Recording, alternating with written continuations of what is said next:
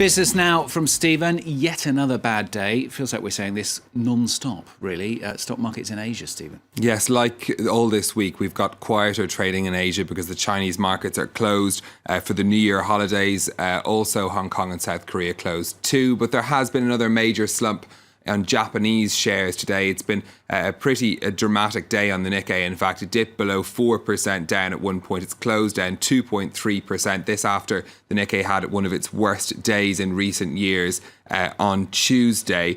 Over in Australia, the Sydney ASX 200 is down by just over 1%, as you can see there as well. Banks, again, seeing losses in Japan as worries continue to swirl over particularly European banks and their financial state. But the other big factor weighing on the markets today is the price of oil. On Tuesday, the International Energy Agency warned that oversupply in the oil markets was only going to get worse as production stayed high and demand was set to weaken. Brent crude fell by over 7% on Tuesday. It's bounced back a little bit today, as you can see, up by almost 2%, but oil still trading for under $31 a barrel.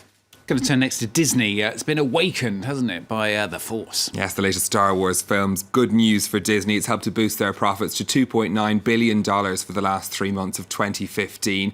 Now, earnings from Disney's movie studio, unsurprisingly, up by 86% after the release.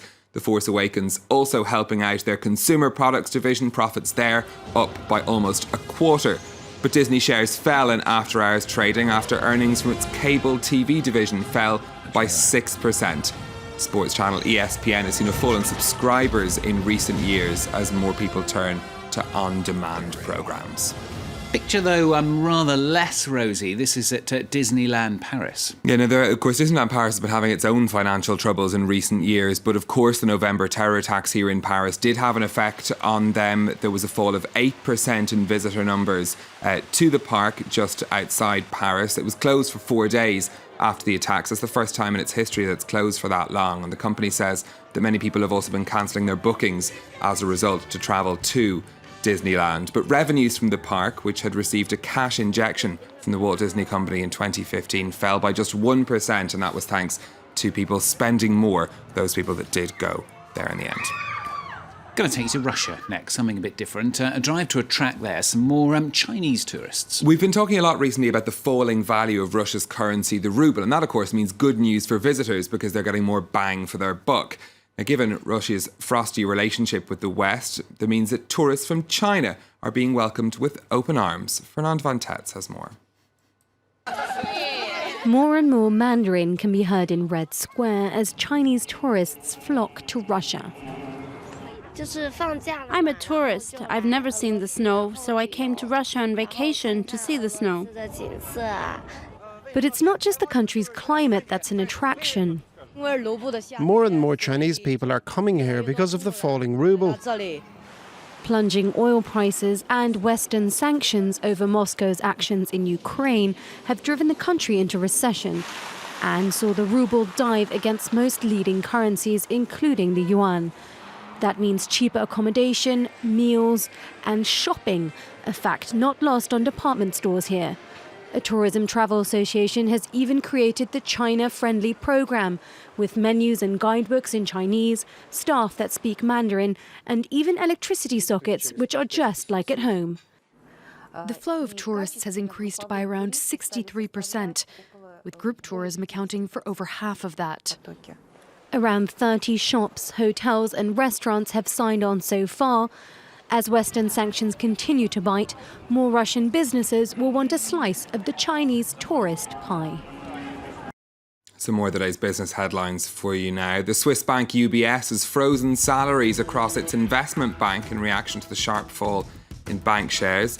5,200 staff have been told that any increases they were due will have to wait until the second quarter of this year. This coming after UBS reported a fall in pre-tax profits for the last 3 months of 2015. Volkswagen has hired 900 temporary staff in France to handle the recall of cars affected by the emissions scandal. Some 950,000 vehicles here will need to have their software updated. Recalls are expected to start this month. And the British fashion brand Burberry is suing the American retailer JCPenney for selling what it says are copies of its designs. Burberry says a coat and jacket sold in JCPenney shops were replicas of the brand's trademark plaid pattern Both companies have declined to comment on the case, which is being filed in a New York court. Now, finally, I can sympathise with this next one. Apple's chief executive has been left rather red-faced. This is after he posted a less than perfect photo. Poor Tim Cook. He was out at the Super Bowl enjoying himself, took a photo, as you would, of it, posted it on Twitter. But the photo itself, although it kind of captured the moment of the celebration of the Denver Broncos winning the Super Bowl on Sunday night, as you can see, it wasn't the best photo in the world. It was a little bit blurry, but it gives It's a dad idea photo, of the isn't it? I've posted worse. I voted worse. To be fair, but people picked up on the fact that, of course, he posted a less than perfect photo. A little embarrassing, given that Apple is running an ad campaign shot on iPhone. That Apple is pushing for great photos that are shot on iPhone. So it was deleted by him or perhaps somebody in his entourage and replaced with this much more perfect photo of what happened at the end of the Super Bowl. So poor Tim Cook, trying his best with his own technology, but perhaps not succeeding. Maybe he was just a bit excited. It looked like a Monet to me. Yes, exactly. That's It the way was to a look at it. Monet Yeah. interpretation. It was a better quality photo. All right, Stephen. Thanks a lot. Stephen Carroll with Business News on France 24.